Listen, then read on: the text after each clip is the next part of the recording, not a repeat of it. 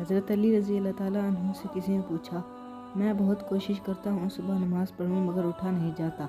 حضرت علی رضی اللہ تعالیٰ عنہ نے فرمایا، اپنی زبان کو یوں محفوظ رکھو جس طرح سونا اور چاندی کو محفوظ رکھتے ہو۔ ٹینشن، بے چینی اور ڈپریشن تب ہوتے ہیں جب ہم دوسروں کو خوش کرنے میں زندگی گزار رہے ہوتے ہیں۔ مشکل وقت دنیا کا ایسا جادوگر ہے جو ایک پل میں آپ کی چاہت کے دعوے داروں کا چہرہ بے نقاب کر دیتا ہے۔ ہمیں ڈھانپ کر وہی رکھنا چاہتا ہے جس کے لیے ہم قیمتی ہوتے ہیں، پھر چاہے وہ ہمارا رب ہو یا کوئی انسان۔ اگر آپ کو ہمیشہ سچ کہنے کی عادت پڑ گئی ہے تو پھر تنہا چلنے کا حوصلہ بھی رکھنا۔ اپنے رب سے دوستی کر لو، یہی وہ ذات ہے جو کبھی آپ کو تنہا نہیں چھوڑتی۔ اگر تمہارے اندر اللہ کو راضی کرنے کی تڑپ پیدا ہو گئی تو جسم سے روح نکلتے وقت درد کی شدت سے تڑپنا نہیں پڑے گا۔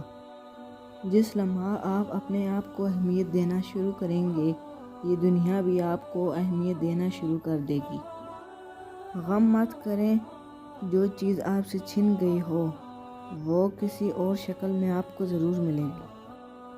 اچھے لوگوں کا تمہاری زندگی میں آنا تمہاری قسمت ہوتی ہے اور انہیں سنبھال کر رکھنا تمہارا ہنر۔ جن کو خاموشیاں بھا جائیں وہ پھر بولا نہیں کرتے۔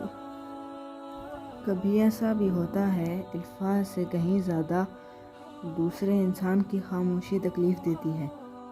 بے شک مشکل وقت بتا کر نہیں آتا مگر بہت کچھ سکھا اور سمجھا کر جاتا ہے۔ جب اندر تک گہری خاموشی چھائی ہو تو باخدا خاموشی کے سوا ہر آواز تکلیف دیتی ہے۔ ہم تکلیف کے جس مقام پر بھی ہوں، ہم سے آگے ضرور کچھ لوگ ہوتے ہیں۔ انہیں دیکھ کر ہمیں شکر کی لاٹھی تھام لینی چاہیے تاکہ راستہ سہولت سے کٹ سکے۔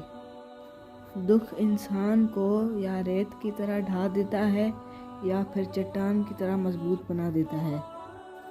زندگی اس طرح بسر کرو کہ دیکھنے والے تمہارے درد پر افسوس کرنے کے بجائے تمہارے صبر پر رشک کریں۔ صبر کا گھونٹ دوسروں کو پلانا آسان ہے، خود پیتے ہوئے پتہ چلتا ہے کہ ایک ایک قطرہ کتنا مشکل ہوتا ہے۔